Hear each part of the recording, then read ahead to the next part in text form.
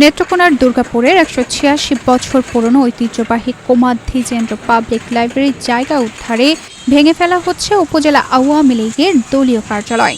এ নিয়ে সামাজিক যোগাযোগ মাধ্যমে ক্ষোভ প্রকাশ করেছে নিষিদ্ধ ঘোষিত আওয়ামী লীগের নেতাকর্মীরা।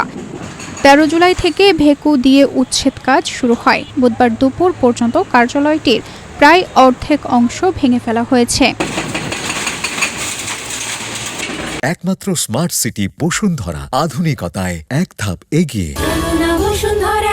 জানা যায় ১৮৪০ সালে সুসং পরগনার মহারাজা ভূপেন্দ্র চন্দ্র সিংহ শর্মা প্রতিষ্ঠা করেন কুমার দ্বিজেন্দ্র পাবলিক লাইব্রেরি। এটি দেশের অন্যতম প্রাচীন লাইব্রেরি হিসেবে পরিচিত। অভিযোগ রয়েছে, স্বাধীনতার পর লাইব্রেরির জমি দখল করে সেখানে উপজেলা আওয়ামী লীগের দলীয় কার্যালয় নির্মাণ করা হয়। পরে ২০১৯ সালে ওই স্থানে বহুতল ভবন নির্মাণের কাজও শুরু হয়।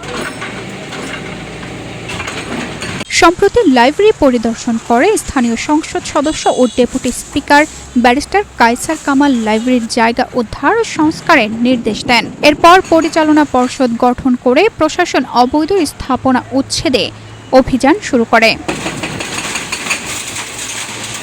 প্রশাসনের দাবি, ঐতিহ্যবাহী লাইব্রেরির মূল জায়গা পুনরুদ্ধার করে সংরক্ষণ ও সংস্কারের উদ্যোগ নেওয়া হচ্ছে। অন্যদিকে উচ্ছেদকে কেন্দ্র করে সামাজিক যোগাযোগ মাধ্যমে প্রতিক্রিয়া জানিয়ে যাচ্ছেন নিষিদ্ধ ঘোষিত আওয়ামী লীগের নেতাকর্মীরা। তানজিদা রহমান, ইনায়া, বাংলাদেশ প্রতিদিন।